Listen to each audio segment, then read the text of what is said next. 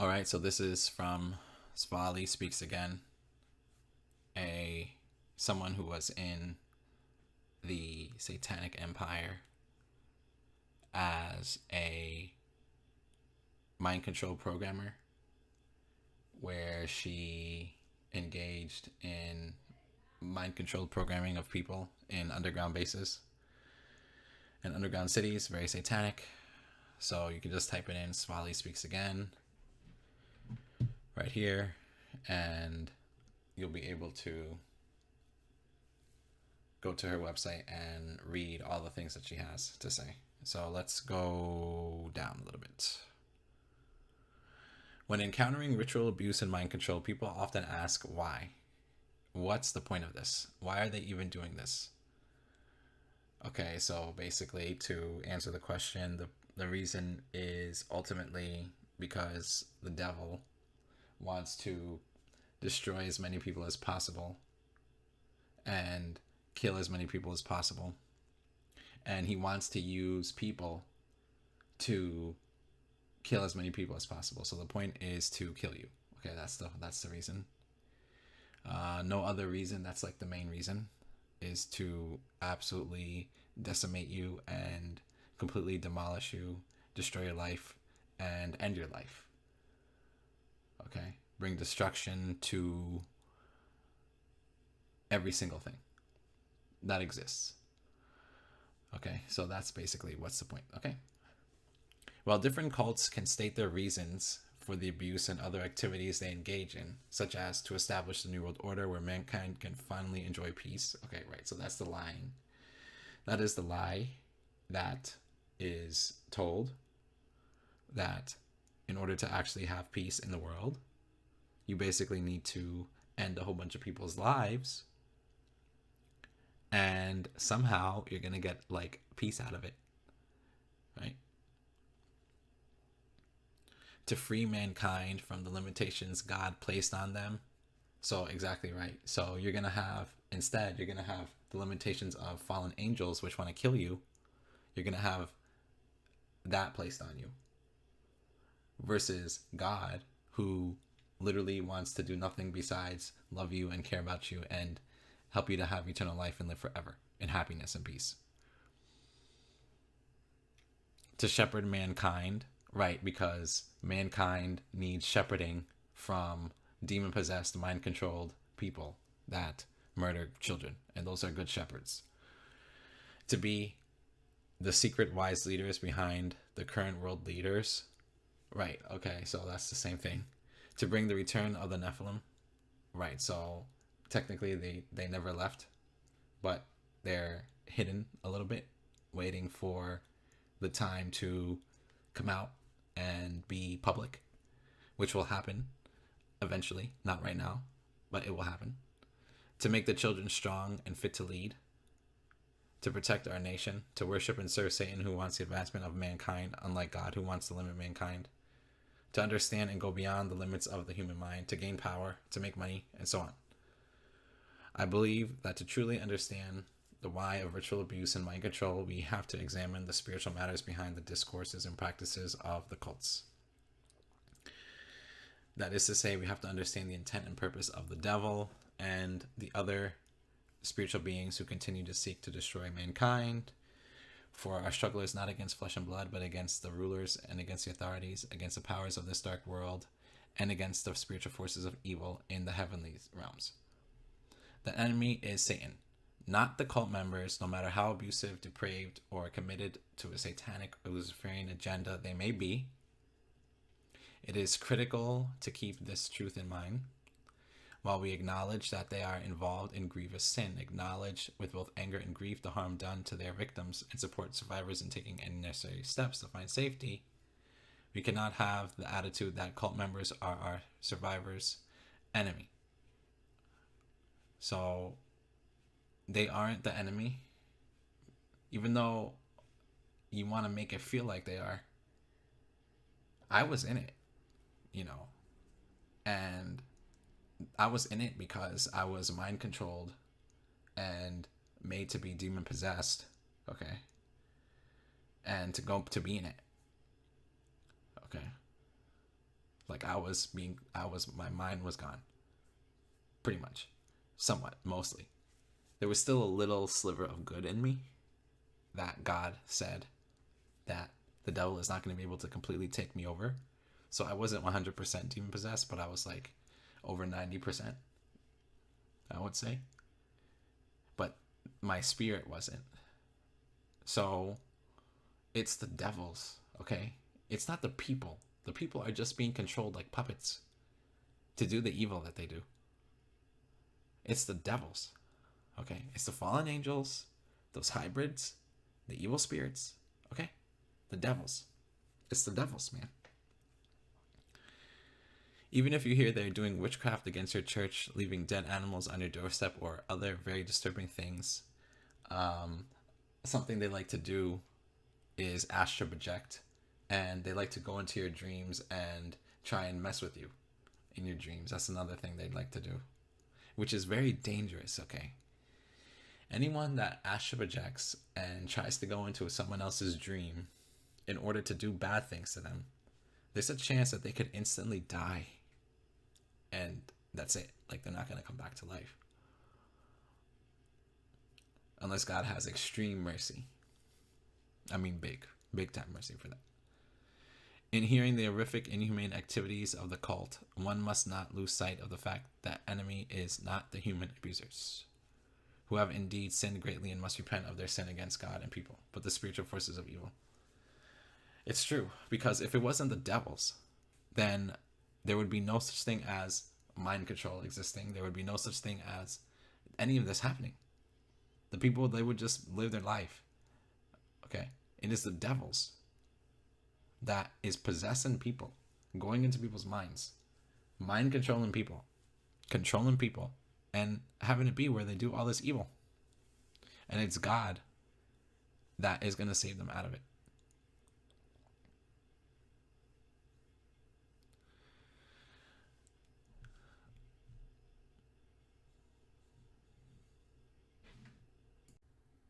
All right, so I'm reading an excerpt from Eyes Wide Open, written by Fiona Barnett, who is an Australian citizen who underwent a satanic Luciferian initiation as a child because her family lineage were connected to certain satanic Luciferian ruling bloodline families. And when you as an individual happen to be born in such a family, well, you're not going to have a very nice time. We can put it that way. So this is the cover page. So CIA, child trafficking, MKULTRA in Australia, ritual abuse and mind control, trauma-based forced dissociation, trauma-focused integration. So I'm not going to read the whole book. I want to read certain parts of it. And I'll just go through the contents. So that's the introduction, and then the Luciferian cover-up, Watergate, conspiracy facts, the philosophy,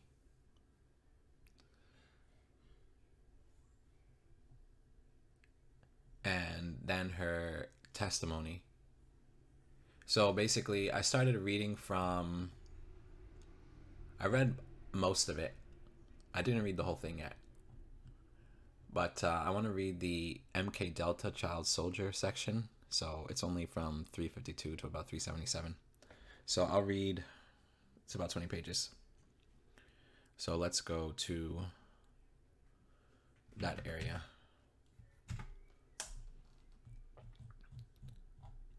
So Meryl Streep, so she it's pretty horrific in terms of the things that she remembers. And in terms of whether I believe her or not, I pretty much do, because I went through similar things. Okay, so I understand where she's coming from. So it's the MK Delta Child Super Soldier program, which is a sub-project of the Mind Control Ultra United States government satanic Luciferian program in the 70s. So Mind Control Ultra, MK Ultra, was this overarching project with a whole bunch of little semi sub projects underneath it in order to control people's minds. Okay, it's right in the name. Okay, so it's in order to control people, to rule over people. That's what it's for. Okay, it's about control. It's about ruling people. It's about ruling over people. It's about ruining people's lives. It's about worshiping the devil. Okay, that's what this is about. Okay, it's about destroying mankind, and it's about hating God and about hating Jesus, who is God. That's what this is all about. From the beginning, it's been about that.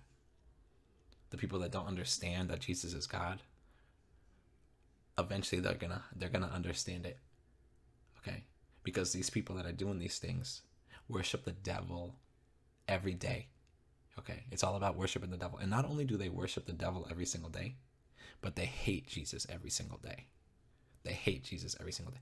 So the people that don't understand that Jesus is God, ask yourself the question: the evil people that are doing this, these satanic Luciferian people that are doing this, worshiping the devil literally every single day of their lives and hating Jesus every single day of your lives, how can you not believe Jesus is God at this point? They don't hate Jesus for no reason. It doesn't even make sense.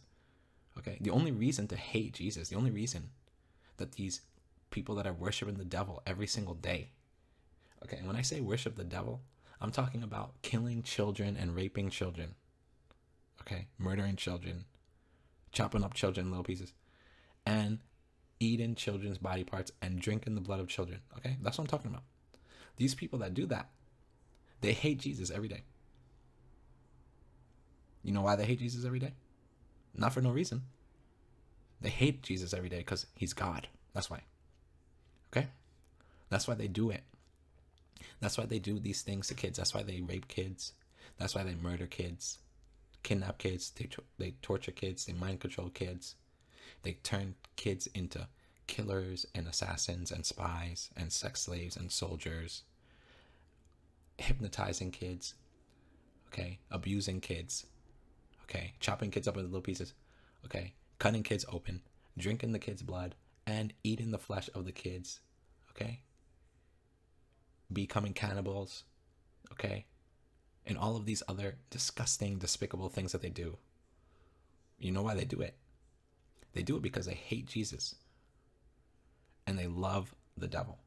That's why they do it. Okay? They love the devil so much that they rather become demon-possessed people, go against every single thing that is right and good in the world, and fully embrace fallen angels and their way of quote-unquote life, which means killing and murdering people because they hate Jesus. This is all about one thing: hatred of Jesus, who is God, hatred of God, hatred of the Father in heaven. The Father and Jesus are one. Hatred of his Holy Spirit that guides people into truth. This is what this is about. It's always been about that. So the MK Delta Child Super Soldier Program. Okay, let's talk about her experience. Let's read through it, comment about her experience. I'll drop my comments every once in a while. Okay. No details of the MK Delta program have escaped the closely guarded files of the CIA, The Mind Manipulators. So The Mind Manipulators is a book written by these guys that went through the MKUltra documents that the CIA released. Okay. So let's keep on going on. Okay. Our Jeep stopped at the end of the ridge and we all filed out the back. We were high on a clearing above the fighting, which was happening somewhere in the messy jungle below. The sound of gunfire was audible as I surveyed the site. Soldiers busied themselves behind me, while our commander crouched over a black box and spoke through the mouthpiece. He gave me the all clear. Make sure everyone gathers in close, I warned him. He nodded and disappeared behind me while I prepared myself. I sat on the ground, folded my legs into the lotus position, and rested my upturned palms on my knees so the tips of my thumbs and middle fingers gently touched. I closed my eyes, visualized a pink lotus flower, and began to hum. I breathed in deeply and exhaled slowly in and out until my head was at standing height, and yet my feet did not touch the ground. Every breath drew in the surrounding chi energy, which I directed to my solar plexus. My entire being began to vibrate as I ran my mind over every detail of the imaginary lotus blossom, traced the nuances of each petal. A ringing noise intensified inside my head until suddenly a massive white flash penetrated my eyelids. It was done. I tuned back into my external environment and noticed it was dead still. No more gunfire, no more bird songs. I opened my eyes and looked around. The soldiers cautiously lifted their heads behind me and gasped as we all stood up to survey the damage. The surrounding tall trees were flattened like pickup sticks, their tips all pointing away from us. We were in the epicenter of what looked like the aftermath of a bomb blast. So this is part of the child super soldier satanic Luciferian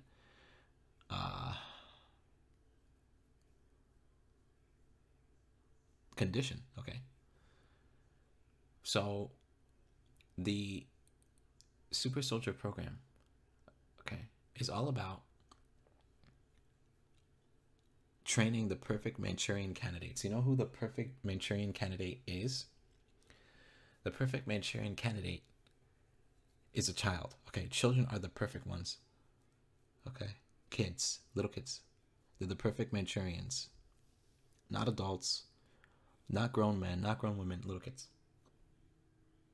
Okay, so in the satanic Luciferian super soldier program, MK Delta, whatever other names they have, okay, MK Delta is the name from the 70s.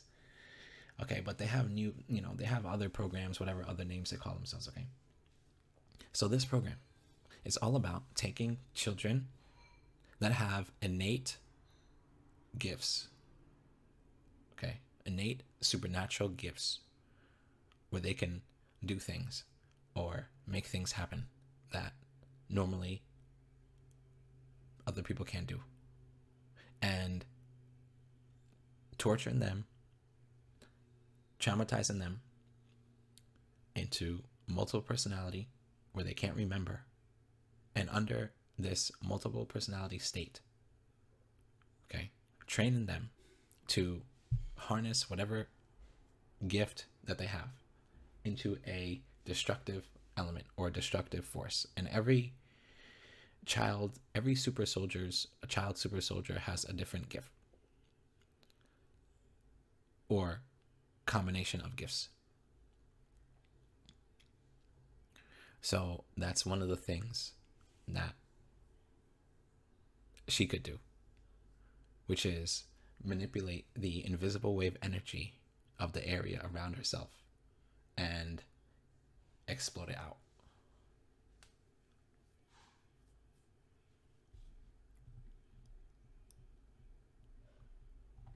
Okay, so let's go down.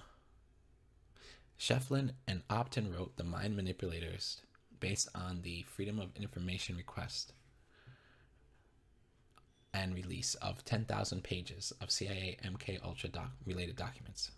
While the documents contain no clues to the purpose of Delta, they indicated A, Ultra was the research and development phase of a much larger program, and B, Delta was the field application of Ultra and involved clandestine operations. So that's what I said before. So basically, Mind Control Ultra is just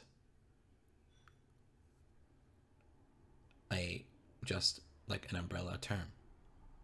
There's a whole bunch of sub projects, and it didn't just end in the 70s when MKUltra was exposed and Congress got involved, and then Congress released a report, and then they supposedly the CIA shut it down or whatever. The CIA doesn't shut down anything. Okay, they just move it around, or they change the names, or they change where it's happening. They move to a different place and do it. Okay, so this is all very evil. Okay, always remember the big picture. Okay, the big picture is hatred of God, destruction of every man, woman, and child. Okay, that's the big picture. Okay, the big picture is fallen angels raging at God and being angry at God and hating God and hating Jesus and hating men and women and children. Okay, hating what God made. Okay, fallen angels hating what God made and wanting to destroy it. This is what everything is from. This is why evil exists in the world. This is why bad things happen. Okay.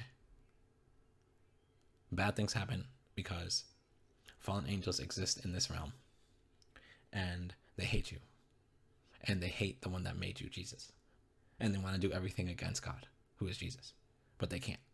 And so they try and do everything they can to ruin children's lives and ruin everyone else's life. Okay. Using children that God gave gifts to murder other people and kill other people. What better way of spitting in God's face? Okay.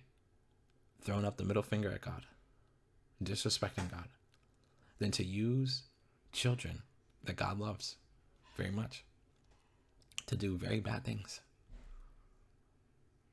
Isn't that the height of wickedness, right? Where does wickedness come from? Where does all the wickedness come from? It comes from the devils.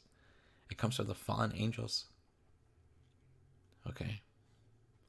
It comes from evil spiritual beings that exist in this world, that exist in this reality, that are behind the scenes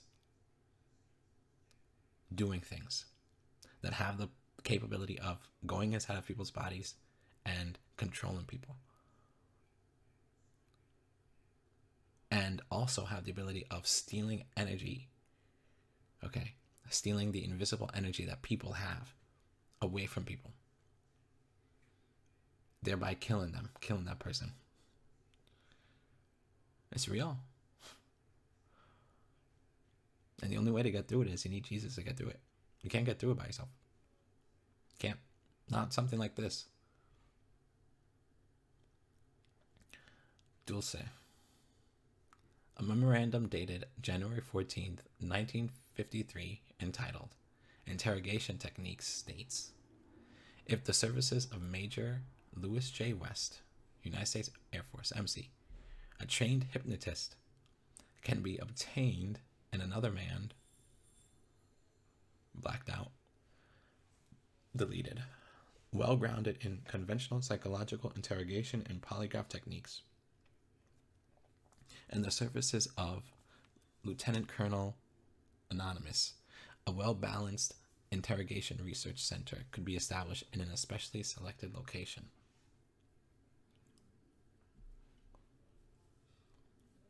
And so, yes, the United States government, that I believe the federal United States government is fully 100% satanic and Luciferian, because the United States government military, okay, employs hypnotists and psychologists and doctors to do very evil things against little kids.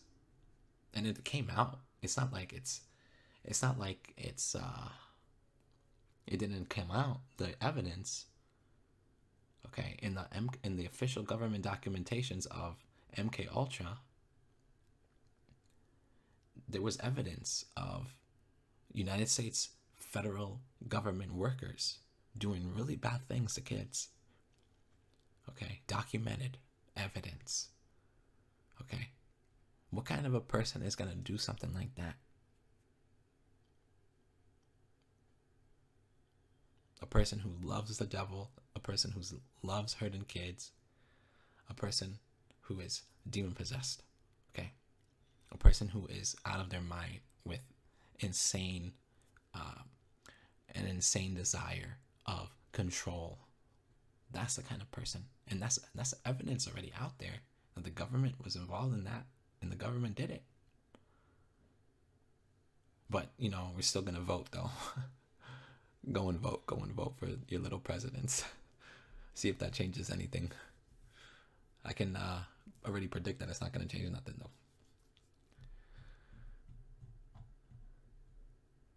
I am certain one of the names deleted from this document was Lieutenant Colonel Michael Aquino. The other omitted name could have been John C. Lilly, but I believe it was John W. Ginninger. In any case, all three collaborated with Major Lewis West at the Interrogation Research Center, described in the proposal for MKULTRA Subproject 43. Quote, a unique laboratory must be organized and constructed.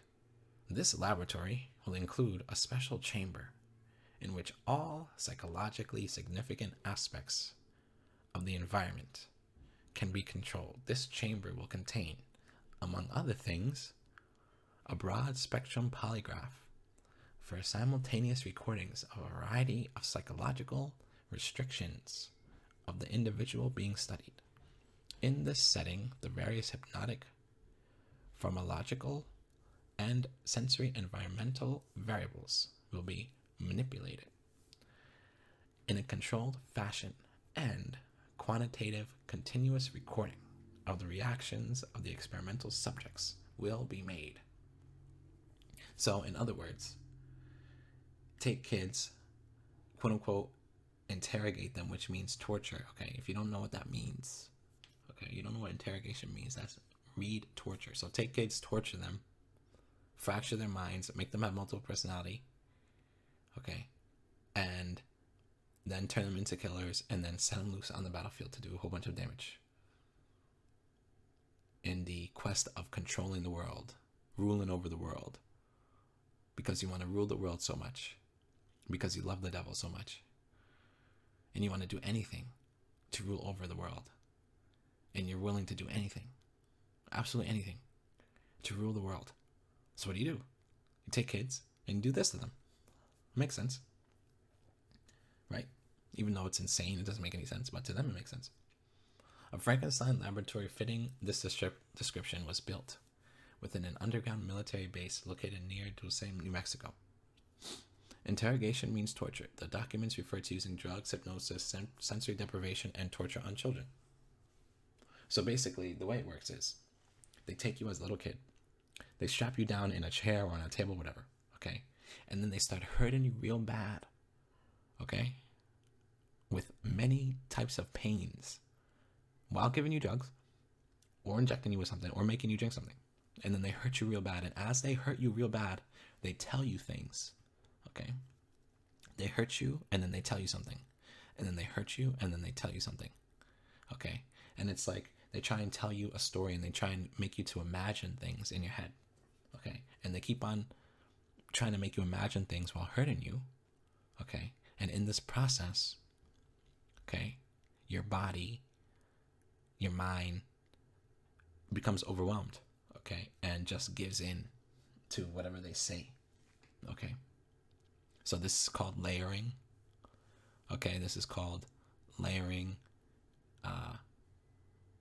whatever it is that they want to tell you, okay? So whether it's going to be a command of something, so they torture you, then they tell you the bullshit command that they want you to do, and then they torture you some more, okay, until you automatically, subconsciously accept it, okay?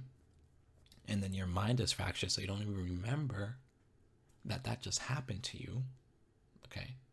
And as part of the layering in, they layer in these subconscious trigger commands, whether it's a song, a word, a phrase, a color, a hand motion, the sound of someone's particular voice, whatever. Could be whatever it is, okay? And so then they do that over and over and over again, okay? And they create these very detailed, imaginary worlds inside of your mind that you will then be in. But you won't know that there's this imaginary thing in there in your head. Okay, it's all in your mind. It's all in your brain. But you don't know that, right? Because you're all messed up. Okay? You're all messed up and you don't realize it. Okay? But then you start to like be different and you don't realize why you're being different. You just know you're different. And a lot of times you don't remember. Sometimes you do though. Okay? So this is what they do to kids, okay? You understand. You understand. You have to understand the level of evil it takes to do something like this to kids over and over and over again. Over and over and over and over again. Without break, without rest. Okay? These people are there torturing kids, raping kids, and murdering kids all day long, every single day. Kids are getting kidnapped, raped, tortured, murdered. Okay? Having their blood drained out, their blood drank. Okay? Organs harvested, whatever. Bought and sold like slaves every day. Every day of your life. These things are happening to little babies, little baby boys, little baby girls, little kids. Okay? Every day. Because these people, when they worship the devil, they're very serious about worshiping the devil. Very serious about it. And they take their devil worshiping very seriously. To the point of murdering little kids daily. That's how serious it is. Okay? That's how serious they are about it. And they will use kids in their army. And they will train these kids to be able to use whatever supernatural gifts they have in an effort to control the world. That's what it is. Because they hate God. Always remember the base reason. Because they hate Jesus.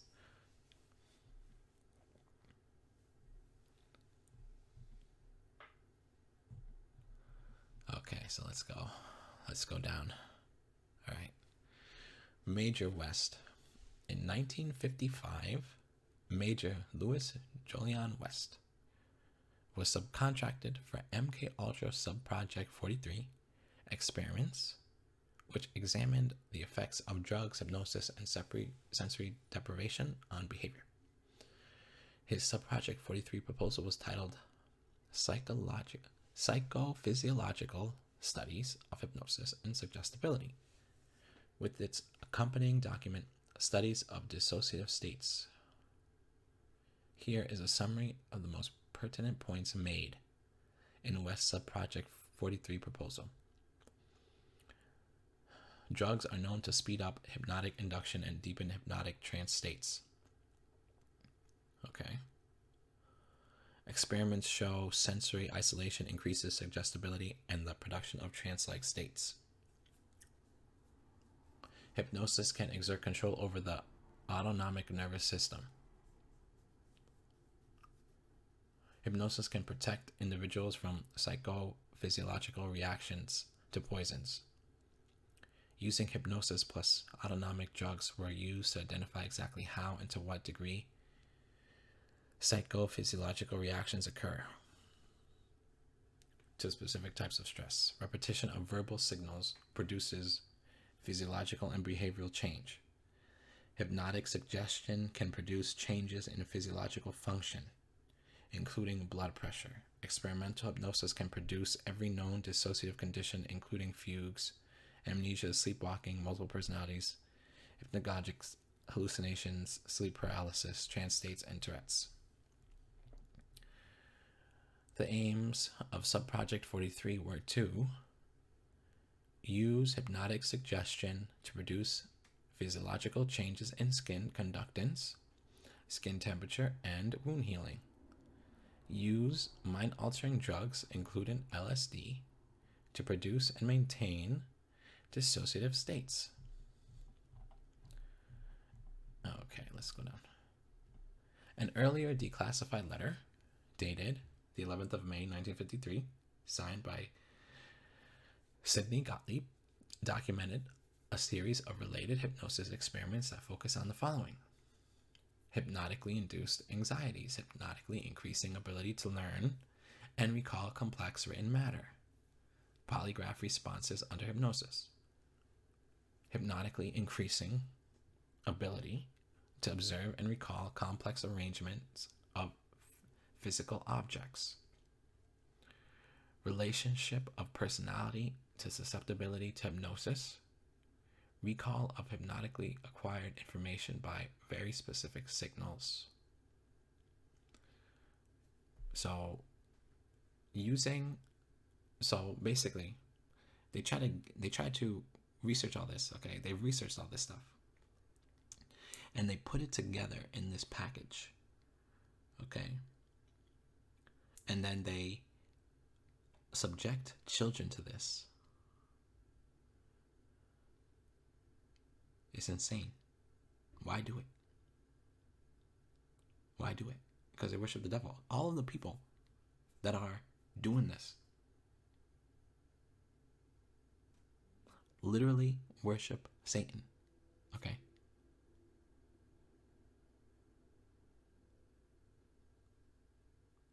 Okay?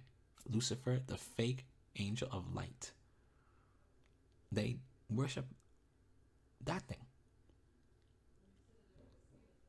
Okay? And it's the devil, it's the fallen angels and the hybrids, the evil spirits that give these people the idea to do this. Where does the idea come from to do all of these terrible things and to hurt children in terrible, horrible ways and to murder people and all this? How they get in this thing into their heads to do? It's because the devil's there telling them to do it and they believe it because the devil says, okay, you do this, you get to rule the world, so do it. And then these idiots are like, okay, I want to rule the world. How many kids will I have to murder? You have to murder this amount of kids. Okay, I'll just do it then. Because I want to rule the world. So let me murder however many kids it is. This is their logic. Okay. That's a Luciferian logic. That's a satanic logic. Is I will murder X amount of babies, and from murdering X amount of babies, the fallen angels that I worship as gods will give me blessings and I will get things from them. That's what this is about. Do whatever the fallen angels say. Mostly murdering children in terrible ways, okay? So do whatever the fallen angels say. Murder children. Drink their blood. Torture them. And I get to rule the world if I do that. And it's worth it to me. So think that's what this is. That's what's going through their minds. That's their logic. This is the logic that they're using. That they want the result, meaning they want to rule the world, and that's what is required to rule. You don't get to rule the world any other way besides murdering children in very bad ways and torturing children. Okay, that's what it takes. That's what the devil demands. And the reason the devil demands it is because he hates Jesus. And so he'll demand whatever he knows Jesus doesn't like. And what is the top thing that God hates? What's the highest thing?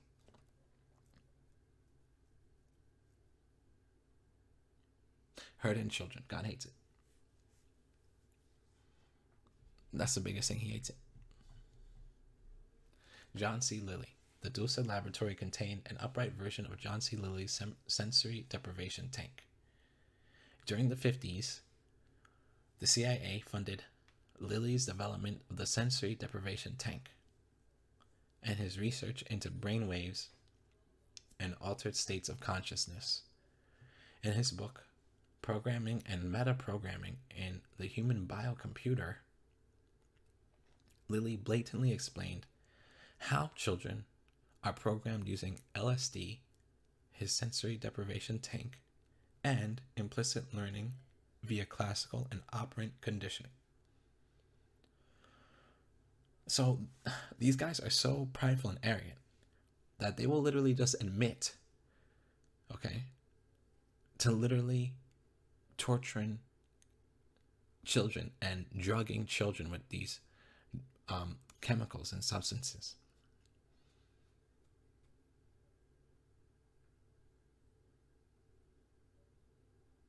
What kind of idiot fool is going to admit that he drugs children with LSD and throws them into sensory deprivation tanks in order to control their brains and control their minds of children? What kind of fool is going to admit that?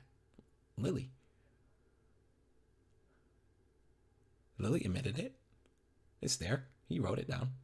He admitted it. That's how you do it. And he did it. You think God likes it?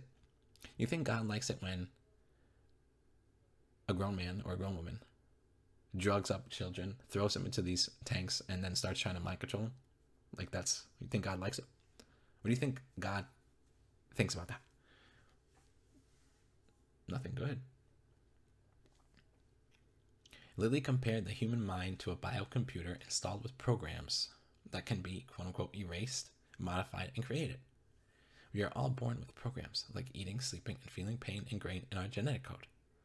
Metaprogramming is our ability to learn new information and develop ideas beyond these innate programs.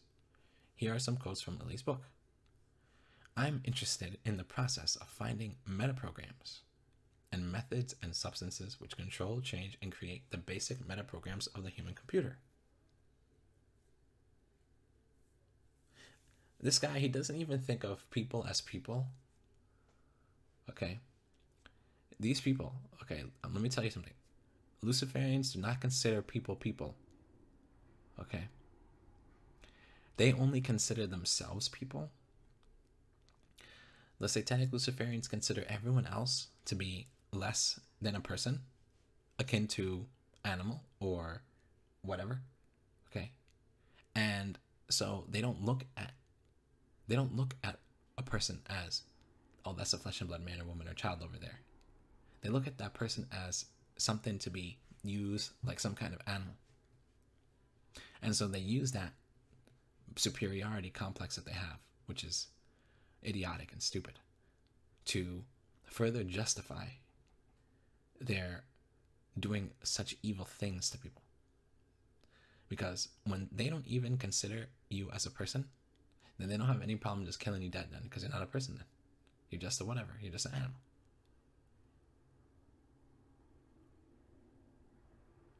Right? That's how they think.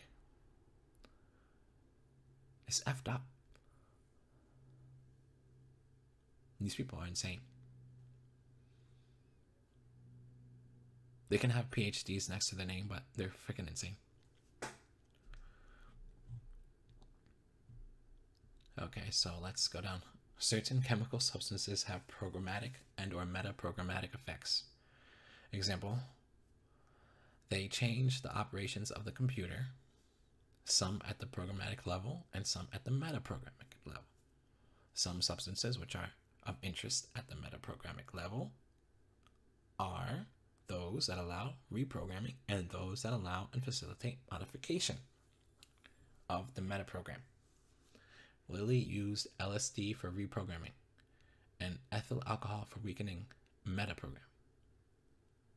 Programs are carried out by excitation, inhibition, disinhibition patterns among and in neural masses and sheets. For example, the reticular activating inhibiting system, the reward punishment system, the cerebral cortical conditionable system. Special aspects and areas of stored programs can be visualized, felt, heard, lived through, or replayed, or otherwise elicited from memory storage by means of special techniques and special instructions.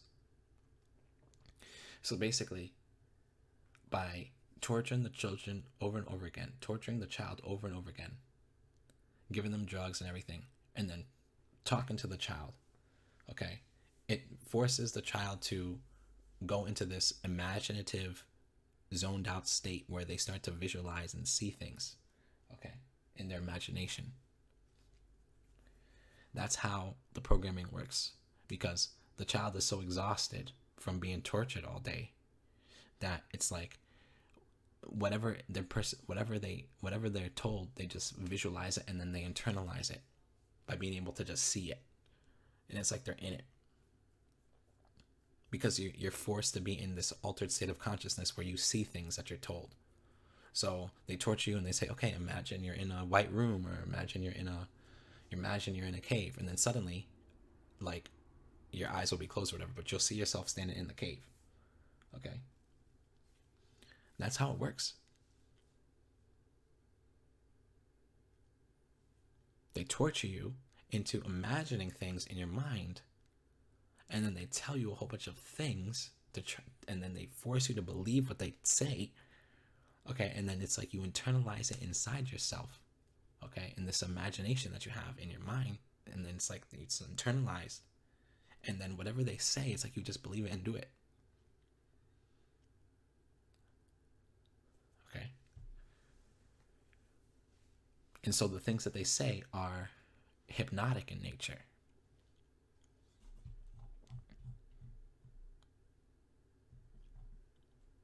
Aldous Huxley said of his friend John C. Lilly, Lilly has probably gone further than anyone else in creating a limited environment. He immerses himself in a bath at the temperature of 96, has himself fastened into a harness so that he could hardly move, breathes only through a snorkel so that even his face is covered with water, and there is no differentiation of sensation on any part of his body. And within 3 or 4 hours, he is having tremendous visionary experiences.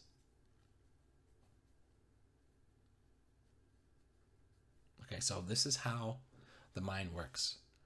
So you couple the sensory deprivation with the torture, with the hypnotic suggestions that they're giving you, and the electroshock, and the pain, and the starvation, and all the drugs, and you just combine all that together. Okay, and then you end up just believing whatever they say. Okay, you end up just believing whatever they say fully. Oh, and you also combine that with only being like 5 years old or 4 years old, right? And so you don't know anything else about the world. And so you just automatically internalize everything that they say. Because number one, you're not old enough to know any different. Number two, a 5-year-old and a 4-year-old was not made by God to be tortured and things like that, okay? A 4-year-old does not have the strength, whatever, to be resistant torture, continually being tortured. It just doesn't work like that. That's not, God didn't make kids in the world so that they can be tortured like this. They don't have like the equipment to deal with it. And so what ends up happening is the dissociation happens, and as the dissociation happens, it's like a part of you is sectioned off and told what to do. And so they'll create different parts. They'll create a super soldier part. They'll create a little baby part. They'll create a whatever part. And it's like, you'll just be that. You'll just be that. And then they do whatever trigger word or whatever trigger song or song and dance that they do to make that come up. And because like everything has amnesia in it, it's like you don't even remember that just happened. That's how it works. And it has to constantly be reinforced, okay? Mind control has to constantly be reinforced. And if mind control is not constantly reinforced, it breaks down eventually. Mind control does eventually break down. It doesn't last forever. It has to be reinforced over and over again.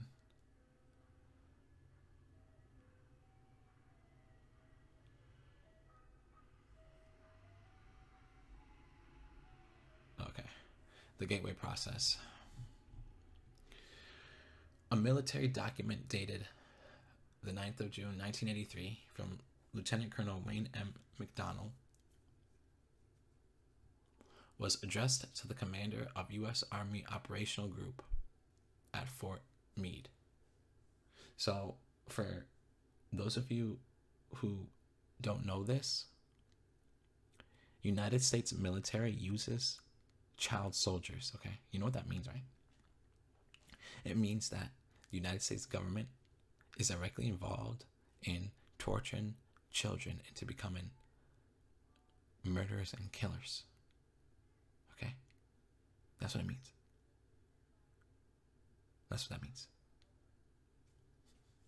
The document titled Analysis and Assessment of Gateway Process described the physics behind interdimensional astral projection that the military researched and weaponized. Lieutenant Colonel McDonald's report began with the following recommendation. The physics of altered human consciousness deals with some conceptualizations that are not easily grasped in the context of ordinary left brain linear thinking. So parts of this paper will require not only logic, but a touch of right brain intuitive insight. To understand the gateway process, you must first ditch the left brain slop we were served at school.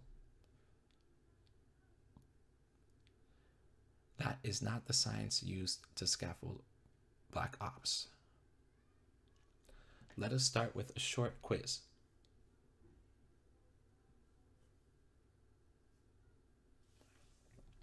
When the human heart stops, paramedics start using it again using what do you use?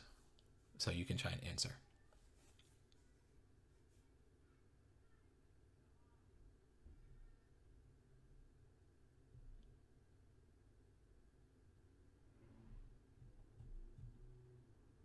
Right. And so it all has to do with electricity. You know, I don't really call it electricity. I call it invisible wave energy. But you can say electricity if you want.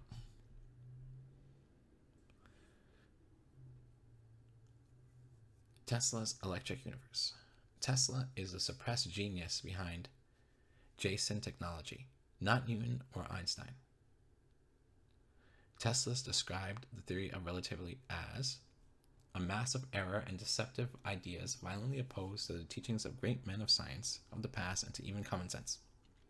The theory wraps all the errors and fallacies and clothes them in magnificent mathematical garb, which fascinates, dazzles, and makes people blind to the underlying errors. The theory is like a beggar clothed in purple, whom ignorant people take for a king. Its exponents are very brilliant men, but they are metaphysicists rather than scientists.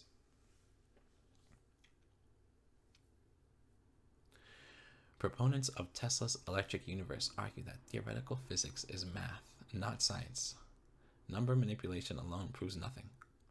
Real physicists test and prove hypotheses via experimentation. Math ought to be reserved for use as a language to record and communicate experimental findings for others to replicate and build upon, not as a substitute for experimental findings. Robert Otte argues that Newton's theory of gravity and the celestial mechanics is wrong. Newton based his concept that mass creates gravity on his adjustment of Kepler's orbital equation. Newton fabricated a new element in his head called mass and added it to Kepler's equation, which was based on Kepler's observation of the solar system. When Kepler's equation and Newton's adjusted version of Kepler's equation are applied to the same motions, the sums all tally up the same. This means Newton's addition to Kepler's equation was unnecessary and did not prove the existence of mass. Otte explains what Newton and Einstein called gravity is in fact a product of electricity. When an apple falls to the ground, this is not two masses being attracted to each other based on their mass. Instead, it is an example of electric current constantly seeking rest. The falling apple's electric vortex seeks rest in its nearest equipotential. In other words, the Earth. Consistent with this paradigm, Lieutenant Colonel McDonald's report on the gateway process states,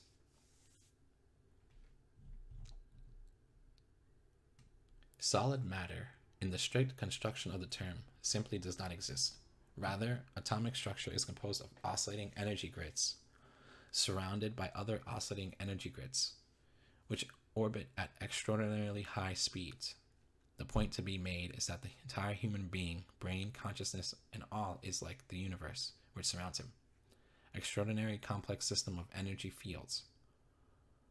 The so-called states of matter are actually variances in the state of energy, and human consciousness is a function of the interaction of energy in the two opposite states, motion versus rest.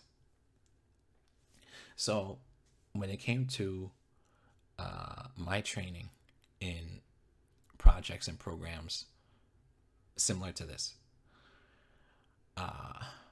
the way I saw it, okay, I saw the quote unquote energy fields. Okay, so when I saw it, I could see it, and it was like, it looked like a whole bunch of waves. Okay, it looked like waves, and and and it's like they're moving, and they're all connected to each other, and I call it invisible wave energy, but I was able to see it. But other people, if it's like they can't see it, other people couldn't see it, but I could see it. And so it's like wave. It's like in the shape of a wave. It's like it forms waves, okay? And it moves like a wave like that, okay? It moves like a wave, and it's all moving, okay? And it's always moving. It's never still, okay? It's never still, and it's all connected to each other.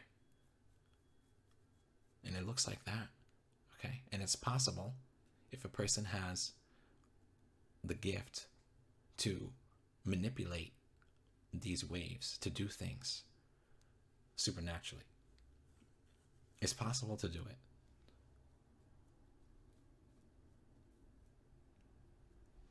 Okay. And the satanic Luciferians, they find people that can manipulate it, but then they quote unquote train the people, in other words, torture the people into using it for destructive purposes, to manipulate this invisible wave energy to murder people or do evil. They don't, and they torture people into using the invisible wave energy that way.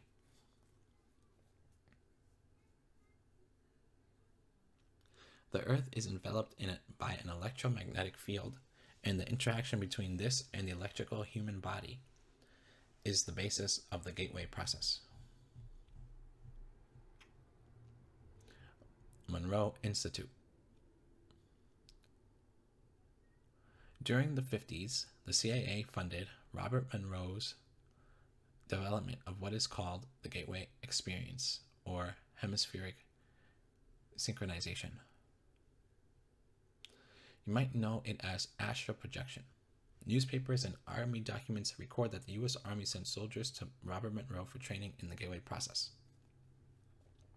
I was told by a retired military consultant that 25 years ago, standard British Army military police training incorporated remote viewing, which enabled MPs to patrol UK bases located in foreign territories. The gateway process is a method for inducing altered states of consciousness. It is the basis of remote viewing, astral projection, and the weaponization of psychic energy. John Gittinger's PAS was the main screening instrument for the selection into the gateway process. Okay, so basically, PAS, the author of this book tells you earlier on in the book what PAS means. And so basically PAS is a CIA personality test. Okay, so that's what it is. The PAS is a personality test used by the CIA.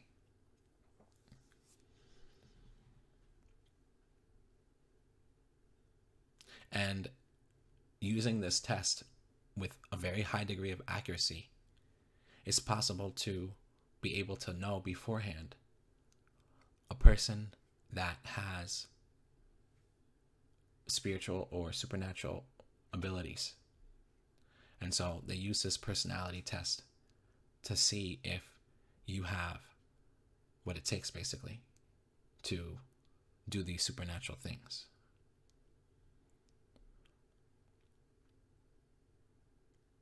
The military selected creative and intelligent servicemen as remote viewing candidates.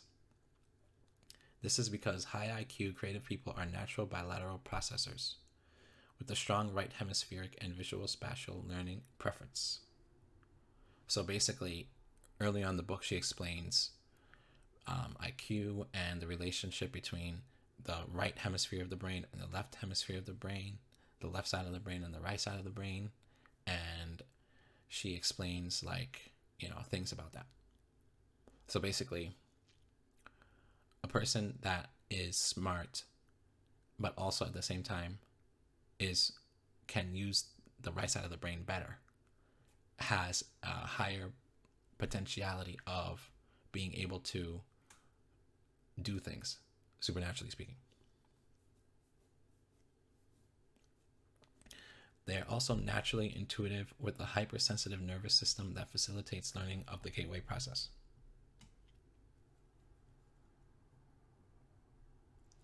The Fort Meade document provides a detailed explanation of the physics behind the gateway process and its various applications. It begins with explaining how transcendental meditation, hypnosis, and biofeedback work, and how these three methods relate to hemispheric synchronization.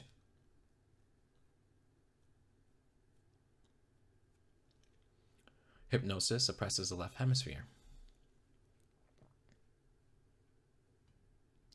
The left hemisphere screens, sorts, and assigns meaning to stimuli before it lets information enter the right brain. Hypnosis disengages this left brain function and allows direct access to the right hemisphere. The left hemisphere is disrupted via drowsiness, which is why the hypnotherapist initially suggests the client is feeling sleepy. Then stimuli, including verbal suggestion, are immediately accepted and acted on by the right brain, which processes and stores this information unconsciously. For example, suggesting the hypnotized person's legs are numb generates an electrical reaction that induces a numb feeling. Or, suggesting the person has improved memory causes unused information storage capacity to become available. Hypnosis is used to speed up the early stages of the gateway process.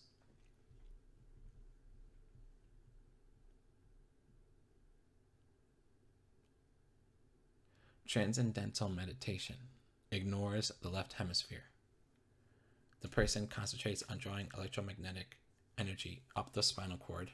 This creates acoustical standing waves in the cerebral ventricles, which are then conducted to the gray matter in the cerebral cortex in the right hemisphere. These waves stimulate and eventually polarize the cortex. Biofeedback teaches the left hemisphere to recognize the sensations which indicate the targeted right hemisphere areas are being accessed. Eventually, the left brain can consciously access areas in the right brain. This method is used to block pain, for example. Biofeedback is used to rapidly reach deep meditative states. Hemispheric synchronization is a state of consciousness where the left and right brain hemispheres work together as a whole. The left hemisphere relaxes, which places the body in a virtual sleep state. The EEG patterns of both hemispheres are simultaneously equal in amplitude and frequency.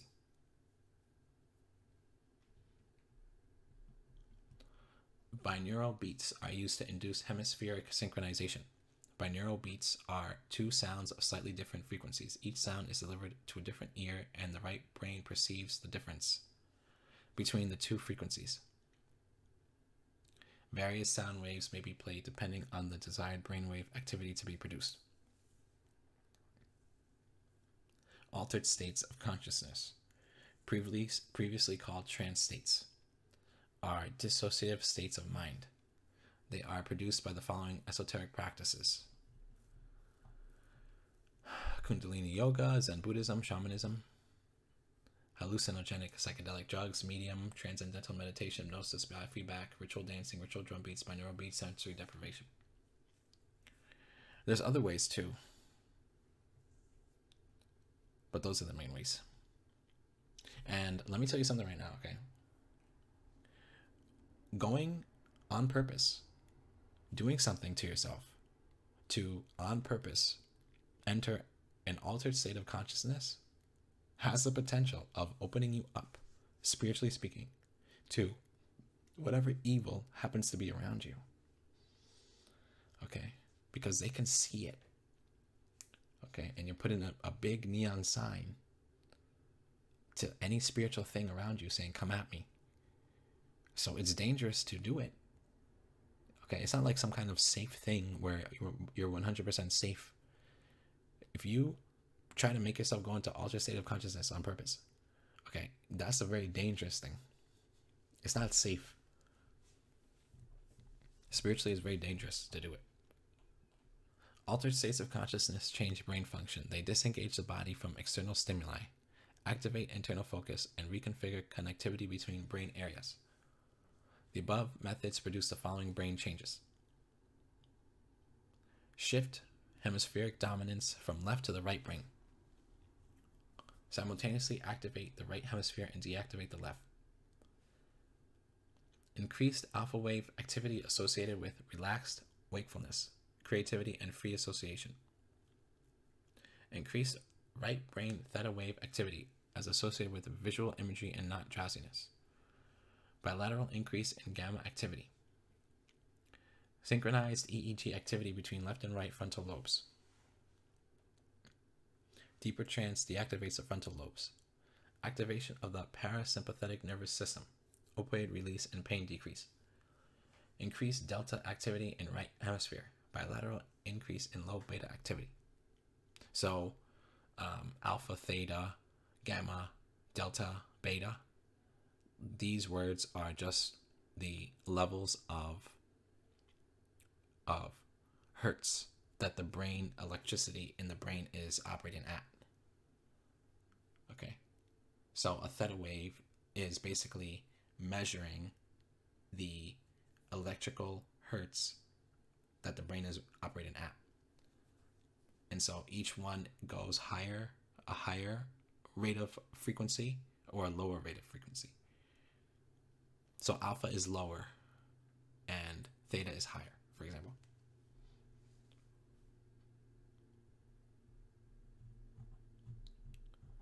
Okay, let's go down. Gateway method. The gateway process combines transcendental meditation techniques and hypnotic suggestion with listening to binaural beats. Different sound frequencies were employed depending on the desired state of consciousness, be it sleep, mental concentration, or intuition and creativity. Training was delivered in the following sequence. Engage in visualization. So it's all about like visualizing, okay? So basically the better you are at like imagining things and the greater level of imagination you have, the more you can go into it, okay? So if you're not good at visualizing things, then it's going to be really hard to get into it. It's for people that really can close their eyes and really visualize in a lot of detail. Engage in mantra chanting to create resonance. Listen to binaural beats. Relax the white noise sounds to suppress the left brain and stimulate the right brain.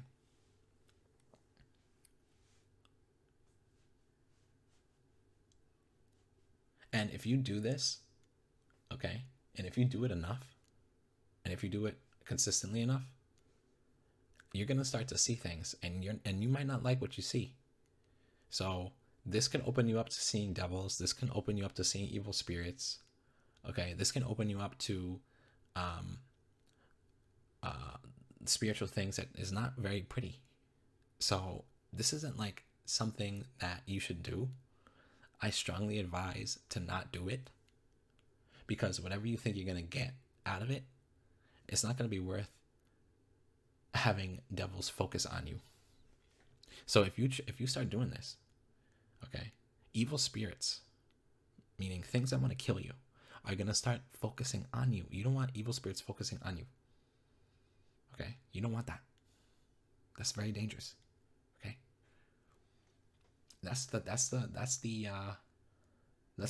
part that is not going to be said. Okay? That if you think you could just do this on your own, and it's like, oh, I want to learn how to astral project. I want to learn how to leave my body. I want to learn how to remote view. I want to learn how to do supernatural things. You know what's going to happen to you? You're going to get spiritually attacked. Okay? Meaning evil spirits are going to come at you, trying to get you. That's the consequence of it. It's not worth it. I'm telling you right now, it's not. Manipulate electromagnetic energy traveling through the body. This is also purported to protect against entities encountered during astral projection. So this is bull. Okay. They think that you can protect yourself. They think that they can protect yourself. Okay. Quote unquote. You can't. Oh my gosh. Okay. The people that think that they can do this and they'll be they can do something to protect themselves against the devils that they're gonna see when they start astral projecting is wrong. Okay? You don't have protection when you do this. There's no protection. There's no protection at all. There is no protection from this when you start doing stuff like this. Okay? It's not. You're not gonna be protected. I'm telling you right now. You're gonna open yourself up to really bad things. And if you start doing this, I'm just gonna say right away, if you start doing this, expect your life to be ruined. That's what I have to say. Astral projection is practiced by many pagan cultures and called by different names. Buddhist light body, dream body, Egyptian Ka energy body, Hindu body of bliss, tantric subtle body, Taoist diamond body.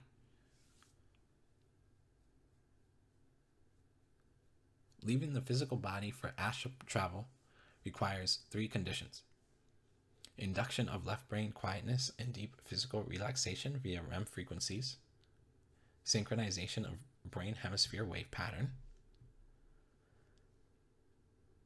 stimulation of right hemisphere to gain heightened alertness. This does interfere with hemispheric synchronization, but not before the high frequency range necessary for obtaining out-of-body status is established. So doing this is so incredibly dangerous. It's so dangerous. It's not worth whatever you get out of it. It's not. It's not. It just isn't.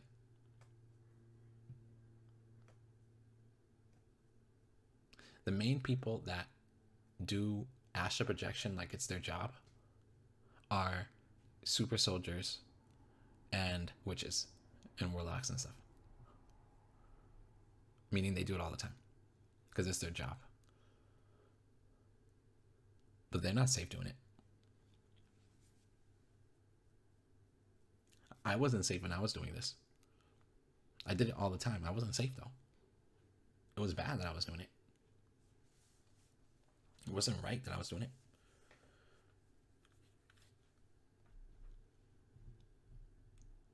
When both brain hemispheres electrically fire at the same rate, this creates a chain reaction which results in the body oscillating at 7.5 hertz. The same rate the electromagnetic field in our external environment resonates at. This state of vibratory harmony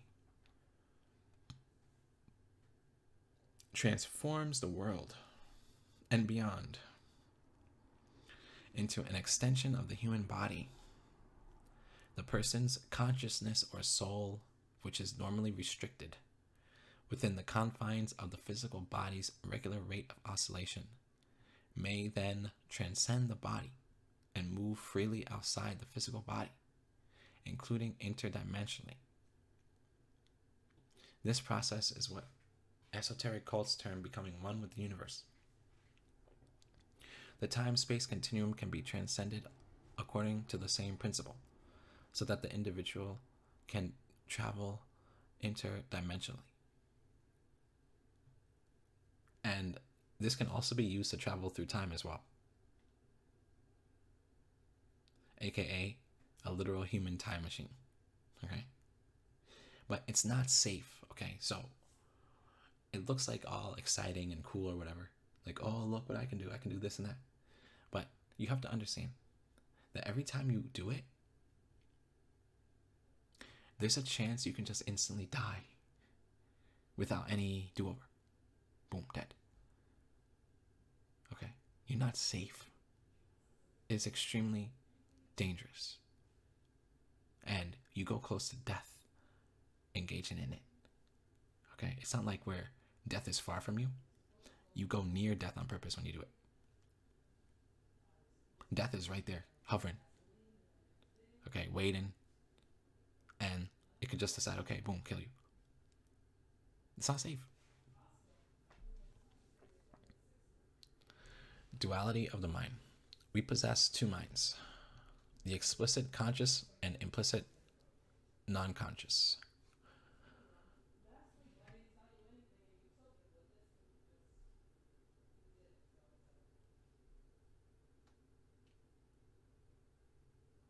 The implicit mind is a separate, distinct entity linked to the right hemisphere. Hence, the right brain side is targeted for stimulation and dominance during the gateway process. With training, the implicit mind may accomplish the following esoteric skills.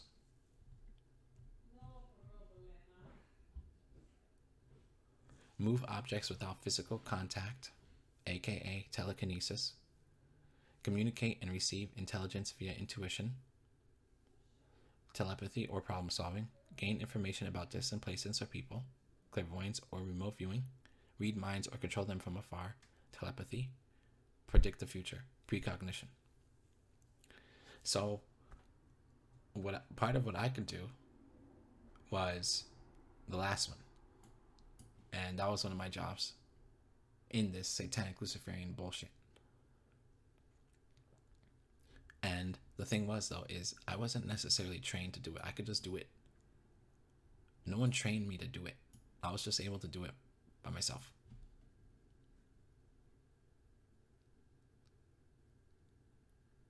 I saw a lot of things.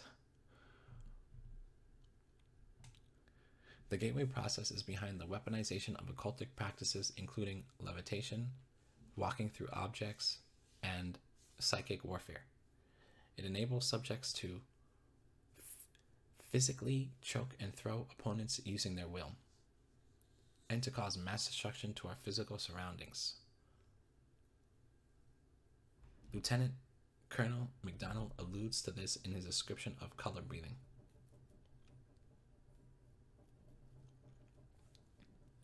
Advanced gateway techniques. Problem solving is where the individual consults interdimensional entities to find solutions to certain problems such as math and physics questions.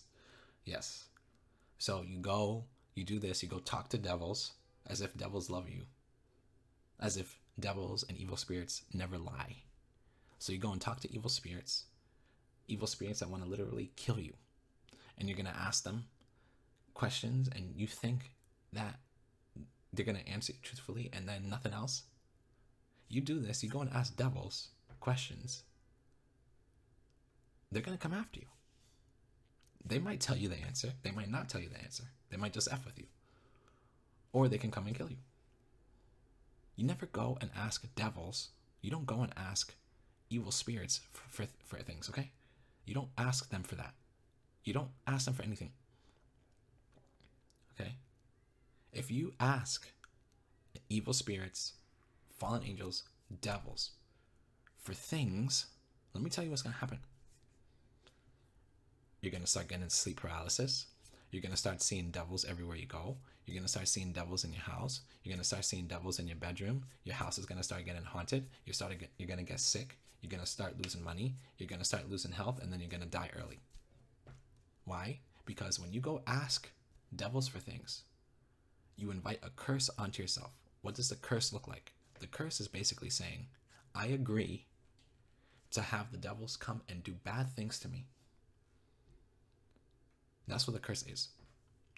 So if you consult interdimensional entities, you're agreeing for fallen angels, devils, evil spirits to go into your life, start haunting your life, sucking all of your energy out, making you sick, and then killing you. So don't do it. Okay? Don't do it. Okay? Do not ask devils for anything. Ever. Ever, ever, never do it. Ever. Don't do it. Don't do it. Because you do it, you fall under a curse, and you curse your own self. Okay? You fall into an agreement. When you do that, when you ask the devils for help, or if you ask the devils, If you ask evil spirits for help for something, whether you want to solve a problem, whether you have a question, you want them to help you answer the question, it doesn't matter. When you ask the devil for help, the devil will always come and take 1,000,000 times more than what he gives.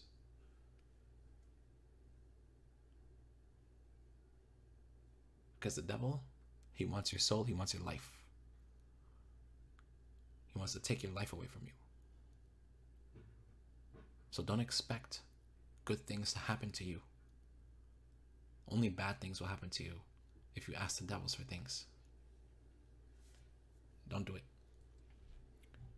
Remote viewing involves the right hemisphere's implicit processing capability coupled with the use of a magic wand, which the military document compares to the scepter carried by monarchs, for the same purpose of remote viewing. Remote viewing is a minor skill featured in the Gateway process, yet it has been used as a smokescreen for the Stargate project's end goal.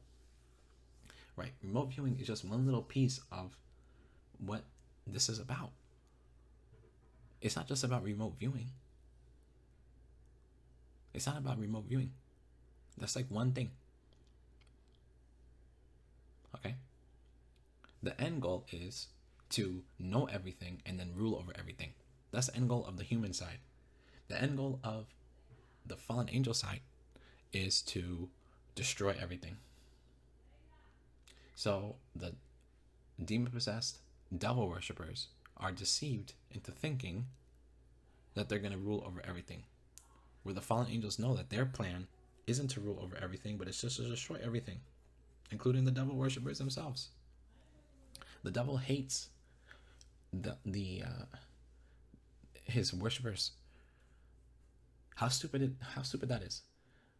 Someone is going to go worship something, and the thing that they worship hates them. How dumb. Color breathing involves focusing on certain colors to activate the body's own energies. The body's electromagnetic field draws energy from the Earth's electrostatic field for its own use. Visualization of colors cue set frequencies and amplitude because color is a result of different light wavelengths. Focusing on blue, for example, instantly reduces swelling in the subject's body, while red has the opposite effect. Note that red is close to the magenta color of the lotus flower. The military do not state such, but the color breathing tool was weaponized and used to create the bomb blast in Central America when I was 14 years old. Right, and the military is never going to say it because the government is never going to say, oh, by the way, we the government, we worship the devil. Like, they're never going to admit that. Oh yeah, we worship the devil. But what they will admit to is torturing kids. They'll like try and quietly release these documents saying how they tortured kids. They'll say that. But they won't come out and say, oh, by the way, we worship Lucifer. They won't say it. They won't say, oh, by the way, Jesus is God and we hate God, so we're going to worship the devil. They won't say the truth.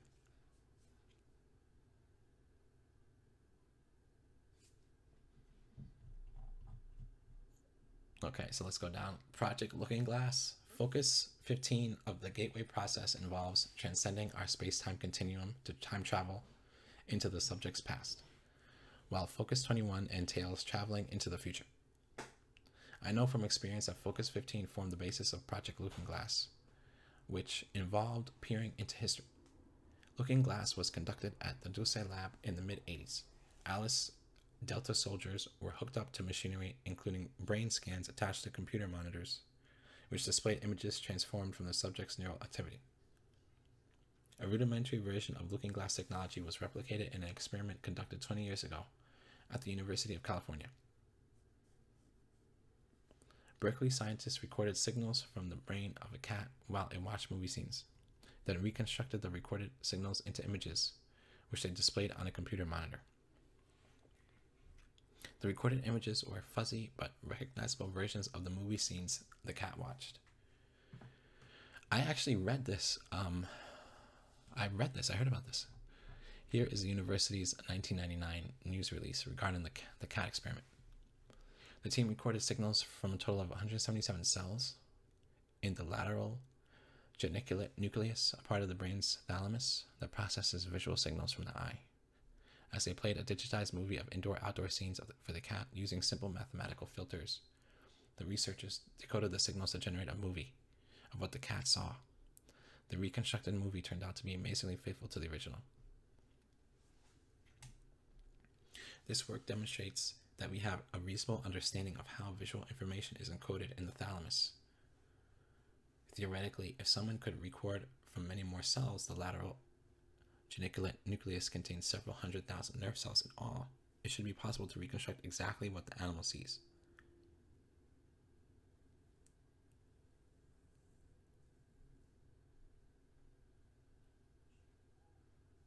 Okay, so let's skip this.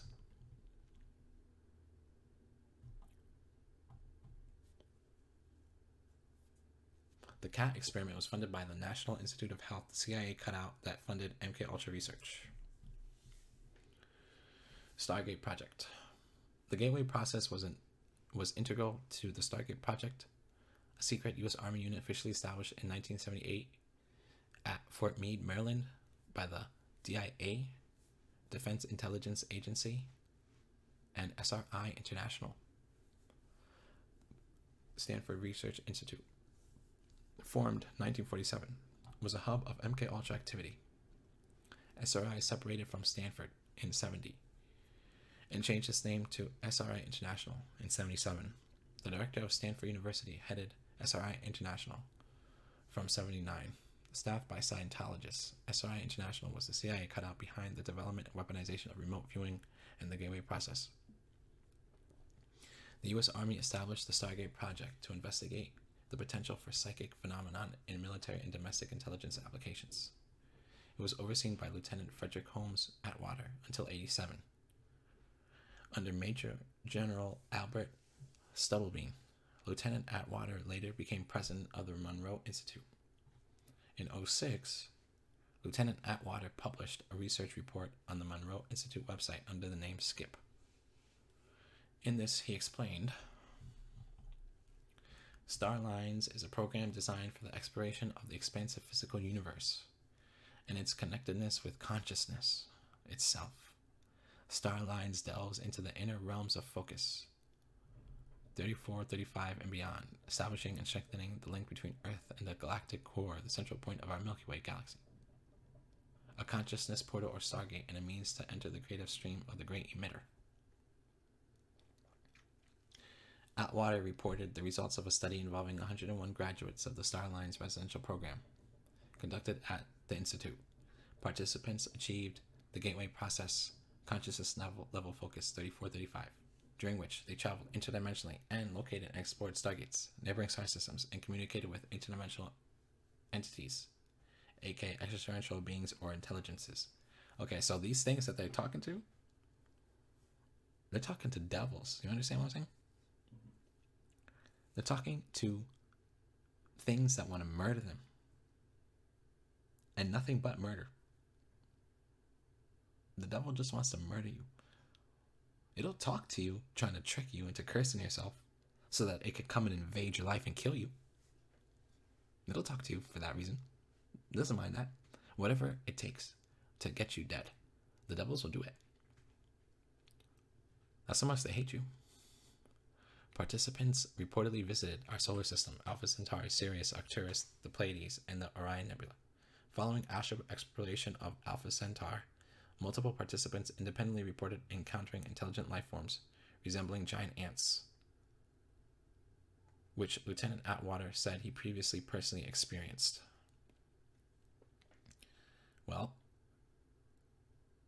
I fought against these ant people, and that's real. The giant ants are real.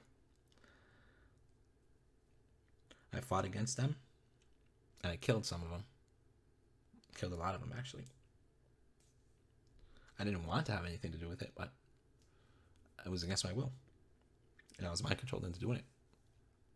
But yeah, there's giant ants. There's these ant people that exist, and I had to kill them. I fought them. They're ugly too. Stargates. In correspondence dated 9th of January 2018, from the DIA to the Committee on Armed Services Chair John McCain, the DIA listed 38 secret research programs and products produced under the AATIP contract. Point 8 on the list of attachment reads, Traversable Wormholes, Stargates, and Negative Energy, Dr. Eric Davis, EarthTech International. EarthTech International is a private-funded research organization exploring novel ideas in basic and applied physics and engineering.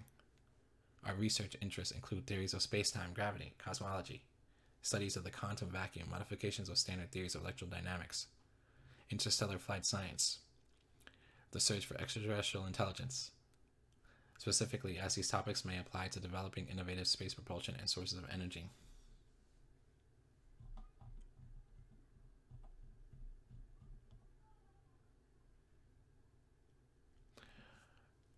Wormholes are hyperspace tunnels through space-time, which connect remote regions in our universe. Two different universes, different dimensions, or different times. A Stargate is a special class of traversable wormhole with simple physics and flat entry and exit opening. Traversable wormholes allow Delta soldiers to enter one side of the tunnel, travel through the throat, and exit the other side.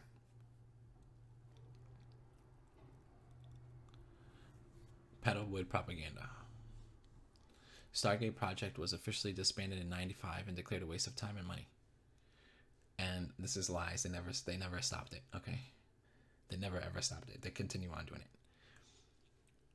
It was subsequently discredited via CIA-funded Hollywood films, including Stargate and Men Who Stare at Goats. The Stargate project was in fact highly successful, and otherwise the following would not have occurred. The military and CIA continued pumping resources into Stargate for 17 years. The U.S. Army officer in charge of Stargate went on to become president of Monroe Institute. All Stargate scientists continued to work in the exact same field. Consider the Stargate film a documentary. The film is loosely based on what was in fact achieved. The Stargate film 1994 release preempted the Stargate Project 1995 pretend dissolution. That was no coincidence. Earlier, MKUltra research scaffolded the Stargate Project, including Robert Monroe and John C. Lilly's work with inducing altered states of consciousness and investigations into psychic ability by physicists Russell Targ and Harold Puthoff. Their research culminated in teams of MK Delta soldiers physically visiting the locations identified by Gateway Scouts. Delta teams initially trained in a 3-story virtual reality holographic studio before entering the real Stargate and traveling through wormholes to a desert planet. Targ, Puthoff, Lilly, Atwater, and Subelby knowingly used and abused children who participated in the Stargate project, either as MKUltra research subjects or MK Delta child soldiers sent on field missions. Yep. Literally real. I remember it. I lived it. Jason Project. DARPA and the Jason Group were formed in 1958 and 1960 respectively, and were responsible for developing the science and technology that scaffolded the Jason Super Soldier Project and the related Looking Glass and Stargate Interstellar Travel Project. The elite Jason scientists operated out of Dulce and in the United States and Pine Gap in Australia. DNA and reproductive materials collected from child victims at the CIA research facility at ANSTO in Lucas Heights were stored in liquid nitrogen flasks and transported to Pine Gap in Central Australia for use in the Jason Super Soldier Genetic Engineering Project. In 1991, I was an inpatient in Gold Coast Hospital following an overdose. During my medical evaluation with a young female registrar, I pointed to the left side of my lower abdomen and asked, "Can they extract eggs from here?" She drew a diagram and dismissed my concerns as impossible. Yet I remained unconvinced, plagued by the thoughts that eggs had been extracted from my left ovum. I later recalled the procedure which occurred at the ANSTO lab beneath Lucas Heights, and the excursion Ginninger took me on to witness the result at Pine Gap. I began speaking of a Jason Project and Jason Group in the early 90s and was unable to find any reference to either, until Steve McMurray alerted me to a book on super soldiers edited by an ex-officer who works for the Australian Defence Academy. I had a mission in Australia, actually, in Sydney. It was bad. It was really bad, actually. Very bad. And I was at Pine Gap.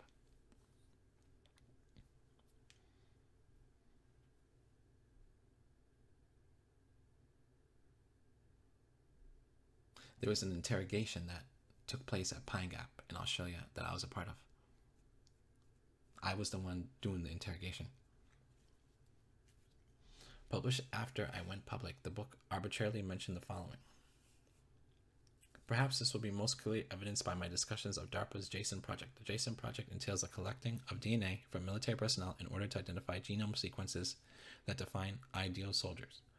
These genome sequences, the JASON project 2010, page 1, suggest that used in order to genetically produce super soldiers.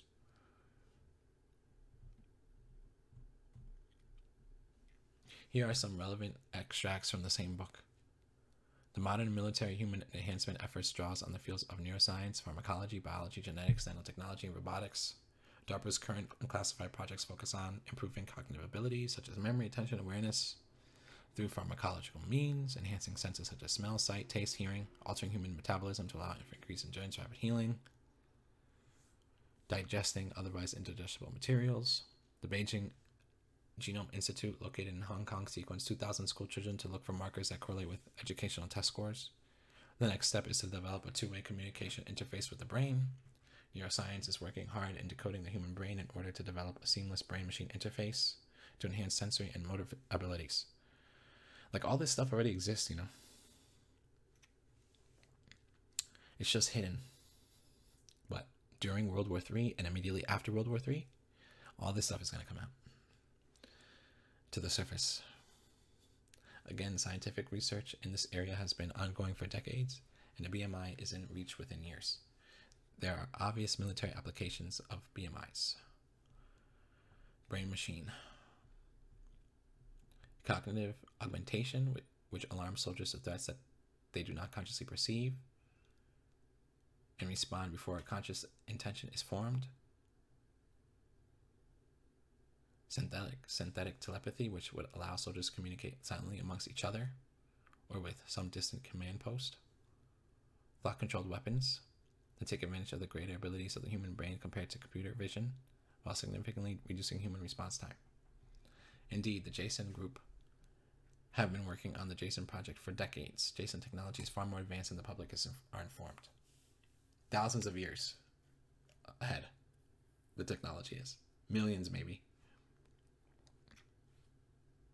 They had achieved all this and more by the time I was 6, including the technology featured in the following news article.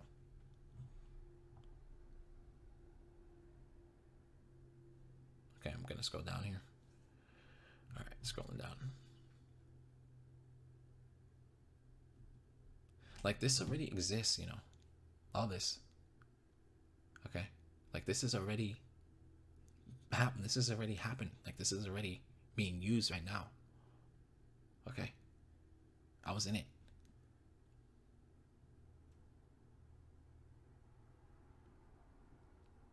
Okay?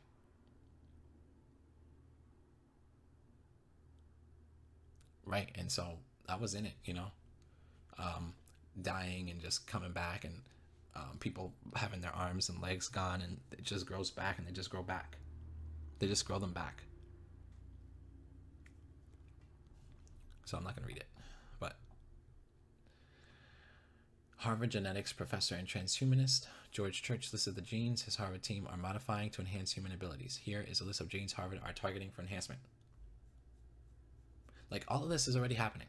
Like, this is like, I'm starting to get pissed off.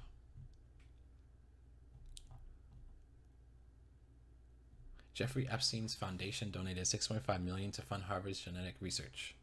George Church continued meeting with Epstein following the child trafficker's 2014 conviction.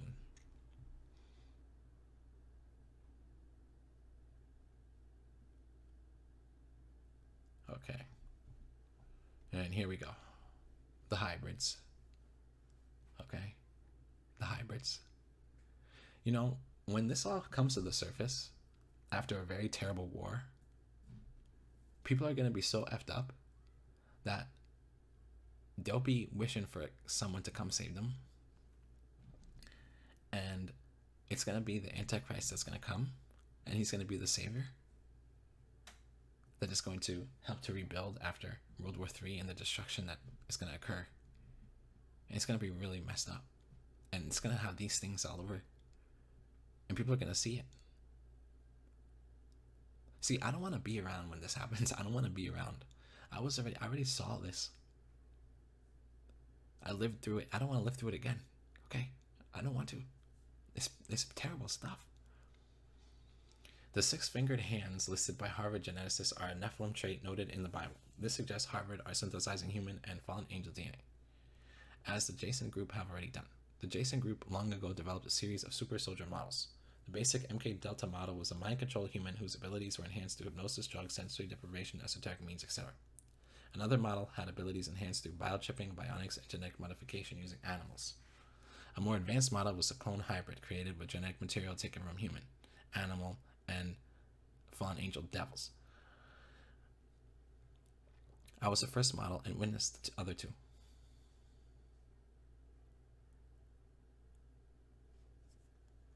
Genetically engineered Jason super soldiers comprise the CIA terror forces that decimated Syria and other nations during the CIA orchestrated Arab Spring fundamentalist uprising. That's true. Let me tell you something right now, okay? Everywhere that the United States military goes, super soldiers are there, killing a whole bunch of people. I'm telling you, this is real. And it's fucked up. Okay? And all the people that are involved in this are either mind controlled or devil worshippers. Okay? In 2016, Syria's representative to the United Nations publicly stated twice that ISIS forces were armed with genetically modified super soldiers produced and supplied by the United States of America. In 2015, 7-foot-tall soldiers were filmed beheading 21 Christians in Egypt. These soldiers were described as Caucasian, not Arabic in appearance. They resembled the super soldiers I saw developed under Pine Gap 45 years ago. The West are not the only ones developing super soldiers. In 2018, Vladimir Putin publicly warned the West that Russia were in the process of developing super soldiers, which are worse than nuclear bombs. They already have it. Okay? All these super soldier stuff. It's going to be really bad, okay? It's going to be really bad when World War III happens. It's going to be so bad, and the Antichrist is going to come as a savior, and people are just going to love the Antichrist. Because he's going to make it look like he's going to make everything better. That's how bad it's going to get. The people are going to willingly accept the Antichrist because of how bad it's going to get during the next war that's going to happen. That's already in the works. And who's planning it? And who's controlling both sides, working together behind the scenes? Devil worshippers. Devil worshippers planning it. Devil worshippers working both sides, behind the scenes. Okay? So basically, it's fake wars with real death and real killing. And that's what's going to happen. And I saw it. I saw it happen. It's going to happen. I don't know when it's going to happen. I don't want to be here when it happens, so I hope it happens after I'm not here. Even though that's selfish and whatever, but I don't want to be here when it happens. I don't. It's going to be that bad, okay? Forget about going to school, going to the grocery store, going to your job, going to work, going to the bank. Forget about police helping you. Forget about everything, you know. It's literally going to be every man, woman, or child for himself. That's how bad it's going to get. I have heard from multiple sources that all modern military recruits are routinely microchipped and subjected to mind control without their conscious knowledge. For my instance, my relative and her two friends applied to do a gap year with the Army. My relative's application was botched by an administrator and she missed out. Her friends were successful. One described a weird incident that occurred during basic training where her entire group awoke one morning bleeding from the nose. What she described was nasal microchipping. As another example, during my Seattle conference presentation, an audience member told me he did not sleep for a decade due to whatever the U.S. Army did to enhance his capabilities. Well, if you don't sleep for a whole decade, I don't think it would be living. But they have things to mess with your body. Okay? To change your physical body at the DNA level. To F with it. To make you stronger, quote unquote, a better killer and a better soldier. All Delta Special Operations soldiers were subjected to MKUltra mind control as children. before formally joining the armed forces as adults. I had the chance to test this notion in 2018 during communication with currently serving Delta Special Operations soldier in the United States. Okay, so this guy, he needs to get out of it. I'm like, I know it's like easier said than done, okay? And sometimes the only way to get out of it is you have to be willing to really, end some people's lives. But it's not good to be in this. You don't want to be in it.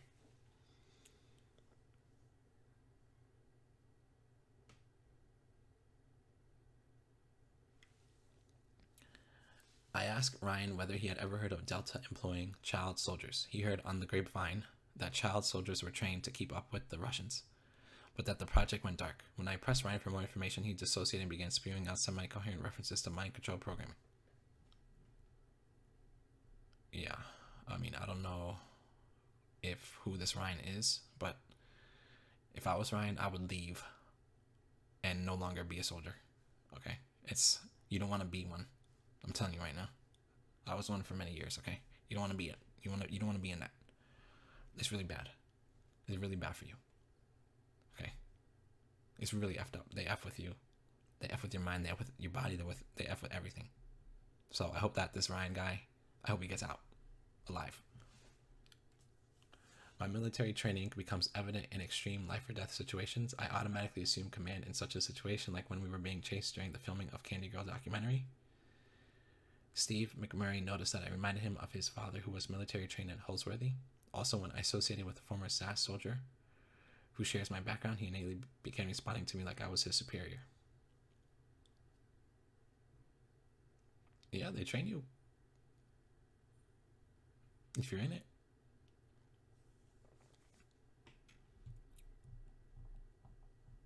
But to get in it, to be in it, you have to be raped and tortured first, and then you're in it.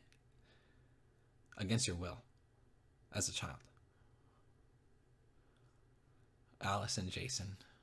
As young teenagers, my friends and I would attend blue light discos sponsored by our local police. They were added our own chorus lines to charming 80s classics like The Radiators. Okay.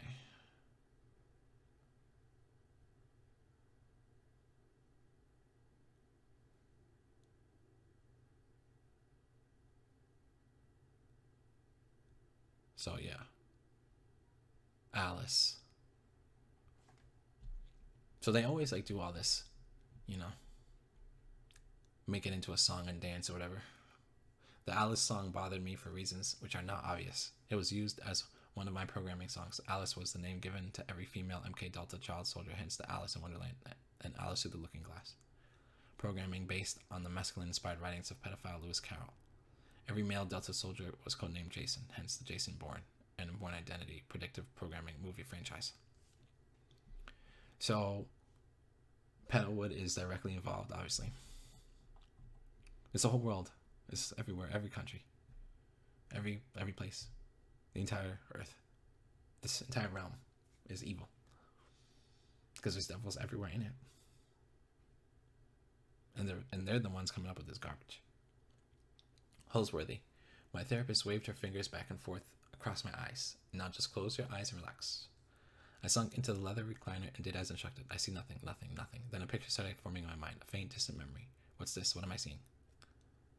I'm 6. It's nighttime. Black boots. Men, soldiers dragging me on the ground. No. Something flung me back in the chair. I left around and began clawing my way out, backwards. Whole. Hessian back. Children. Thrown on top of dead bodies, warm bodies. Not scared of them. Comfortable, my friends.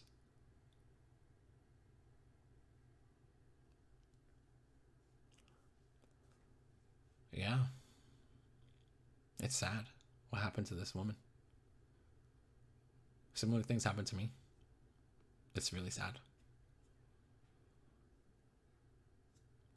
My therapist lunged forward and tucked my hair behind my ears. Oh, Fiona, right now I have more admiration for you than anyone.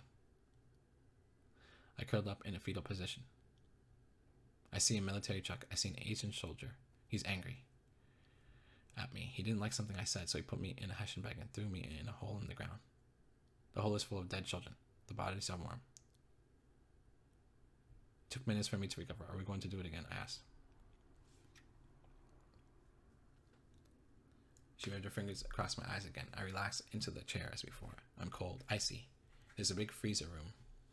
The Asian soldier, Chan, takes me to the entrance and tells me to go inside and look. I enter. To my right, I see frozen carcasses hanging on meat hooks. There's another one. That's not meat. It's a girl.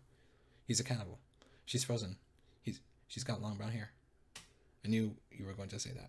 What the hell? What is this? I need some crayons and paper.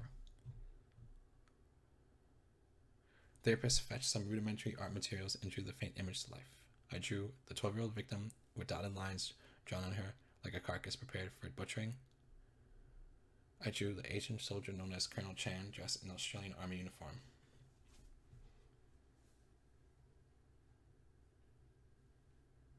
Yep. That's what they do. They're all demon-possessed, evil people that murder children and eat the children up and drink the blood. I called the Colonel Chan because that is how his name sounded to a 6-year-old child. Colonel Chan was in fact Dr. Victor Chang, the celebrated Chinese-Australian heart surgeon. Chang coordinated the Australian branch of the CIA's black market organ trafficking operation. In 1991, Chang was gunned down in North Sydney gutter like the common criminal scum he was. Colonel Chang and John Overton, the anesthetist he graduated medical school with, were attached to Holsworthy Health Battalion. John Overton lived next door to Anthony Kidman.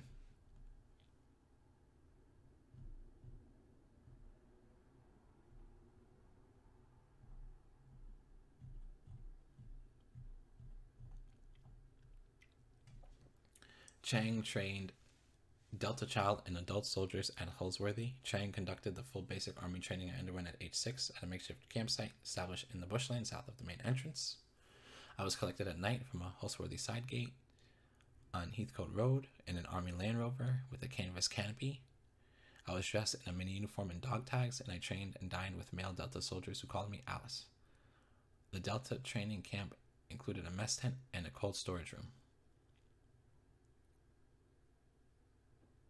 The cold room was the final resting place of Michelle, the 12-year-old girl I witnessed Boys Town priests kidnap on Heathcote Road near Engadine, then rape and murder besides Woronora Weir. Colonel Chang showed me Michelle's body hanging on meat hooks in the cold room to traumatize me. She had broken surgical lines drawn all over her body in preparation for butchering. Victor Chang was a sadistic cannibal in charge of training Delta's recruits. All Delta soldiers are forced to routinely engage in cannibalism. Yep. They force them. They're forced. It's not cool to be a super soldier. It's fucking hell. My basic training was the same as adult recruits undergo, plus CIA torture and dissociation methods.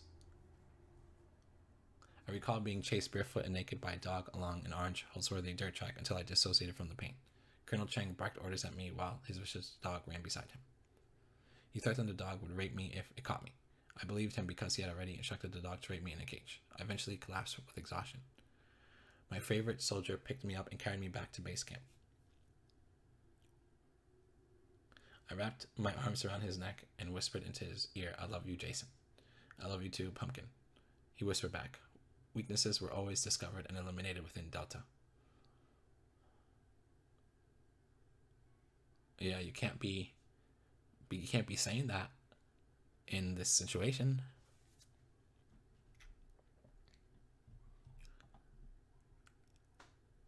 See, this is evil. This is the devil. This is the literal devil. Okay. This is literal evil. Okay. This level of evil comes from things that aren't people. It comes from devils.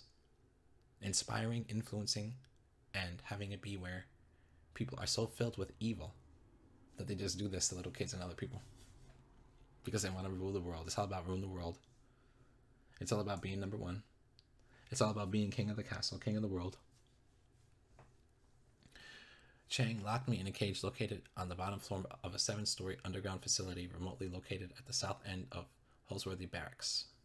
in an area adjacent to Lucas Heights. There, I was imprisoned with a small group of 6-year-old children for approximately 3 days. The purpose was to make me bond with them so their impending slaughter would have a more traumatic impact. These children were specifically bred for MK Delta, and they had never seen the outside world. They had not even seen daylight or trees. The group sat like obedient school students and listened intently to my vivid description of the world above. I described the ocean, its coral that looked like an underwater flower garden, and its waves that felt like great walls of water. We heard this, the children explained. The light man told us. Who is the light man? You want to know who the light man is? You'll read it and see. Who is the light man? I asked. They described how the light man sometimes visited their cage and told them stories about nature. Oh, I realized. I know him. That's Jesus. Okay? Jesus is God. Okay? I don't know why people that say they understand the evils of the world and that it's like Luciferian, but then they say they don't believe in Jesus. I can't understand them. Because if they really understood how evil everything is, they would also have to know that God is there. Like if they understood how satanic and how Luciferian the evil is, and how terrible and horrible they treat little kids,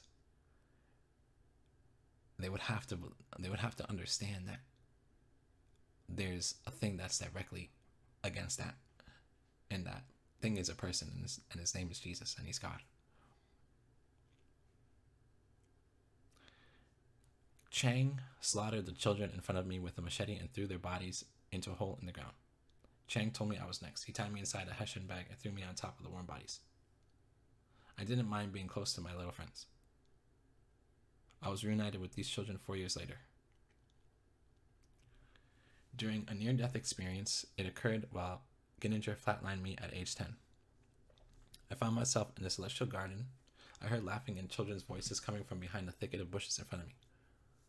I walked through the foliage to reach a clearing in which a group of children were playing, cartwheeling, holding hands, and dancing in a circle. They were clean, healthy, and dressed in white linen. I was there. I saw it.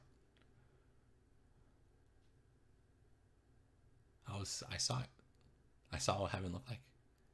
And you wear the robes, and they're white. It's real. And it shines. It shines a billion times brighter than the sun. They had aged 4 years. Fiona, they yelled. Real life Hunger Games. Delta soldiers were programmed with unquestioning obedience and endurance. These qualities were achieved through training exercises focused on survival of the fittest and elimination of the weakest. Training included real-life Hunger Games in which the weakest Delta and regular Army recruits were killed by members of their own unit and cannibalized. I recall several of these gut-wrenching exercises that occurred when I was 14 years old. One took place nearby the Woronora Dam. 2 dinghies full of soldiers hugged the far west bank. I was in the rear vessel when we were ambushed. Everyone in the front boat was mowed down by gunfire coming from the nearby bush, while my boat dove left and swam for our lives underwater until we reached the far rocky point. There we realized the weakest half of our team had been intentionally grouped on the front boat. On another occasion, we were forced to hunt down a skinny young regular soldier who went by the nickname Skippy. He was a simple, goofy-looking, harmless guy who worked as a cook. He wore camouflage trousers and army cap over his brown hair, but for some reason he was dressed in a white singlet. Skippy was violently murdered in the Aussie bush by Aussie soldiers who pounced on him like wild animals, sliced open his chest, and pulled out his still beating heart. When I was ordered to select one soldier from my unit to challenge in a real-life round of Hunger Games, hunt or be hunted, I was told. I chose the weakest target, Jason 6. We were released at dusk. I recall scrambling up a tree with a knife between my teeth and patiently waiting there for Jason to creep past in the expected hunch posture. I leapt onto him with the knife aimed at the back of his neck. Game over. My next memory is of being coated in blood, reaching up to the sky and screaming hysterically. My next memory is of being curled up in a fetal position in the corner of a concrete Holsworthy cell, mentally cracking. My next memory is of Anne Conlon arriving and yelling Alice at me. My most painful Delta memory occurred in the spa mat in a gym constructed beneath Holsworthy. Our unit were lined up along the edge of the blue mat. I had just returned from Dulce where I trained under Aquino. The commander paired me up with my favorite, Jason, the one who cared for me for 8 years. I dislocated his shoulder during the ensuing wrestle. The boys laughed at Jason, who groaned on the mat. I retired to the drinks cart for refreshments, glad that was over. The commander approached me and quietly uttered those dreaded words, "Finish him off."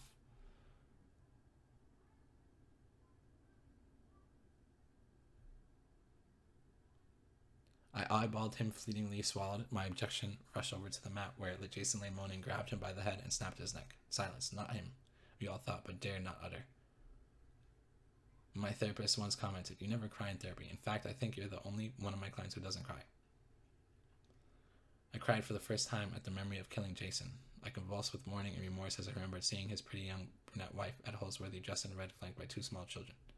Evidence of my Delta training leaked into my regular life on 2 occasions. The first incident occurred at school when I was 16. Our art teacher tried to snatch a Stanley knife from my hand. I stood with my feet apart and locked each of my hands over either end of the blade.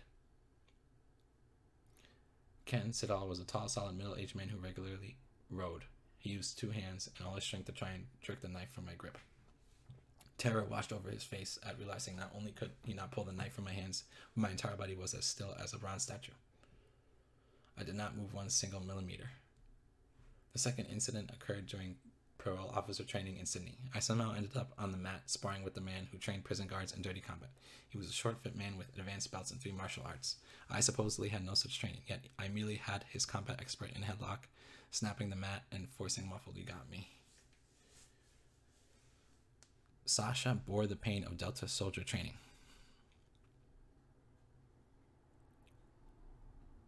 So Sasha is one of her personalities. The soldier one. I was 6 years old, dressed in a curly amber wig, strapped to a chair in front of 2 enormous television screens. My visual field was divided by a thin screen placed in front of my face. To my left eye, I could only see 1 giant screen. And my right eye could only view the other. Each screen was divided into 6 boxes. Each of the boxes played a different image. The images in my left eye related to the 6 images in my right eye. But the images in my left eye were violent, while the ones in my right eye were peaceful. For example, 1 image in my right eye was a quiet garden, but the corresponding screen in my left eye showed the same scene being bombed. Another image in my right eye showed a cute bunny, but the corresponding in my left eye showed the same bunny being slaughtered, and so forth. Metal sound rods were simultaneously placed in each ear and played completely different sounds. Sweet classical music entered 1 ear, while horrendous sounds of screaming and terror the other. This nightmare continued until I heard an audible snap echo through my head.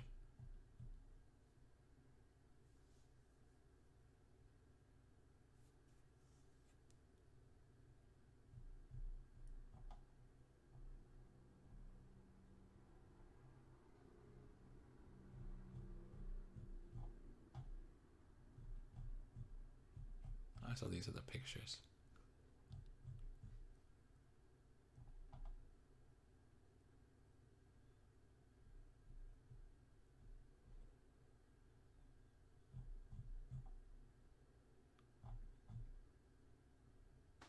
Wow.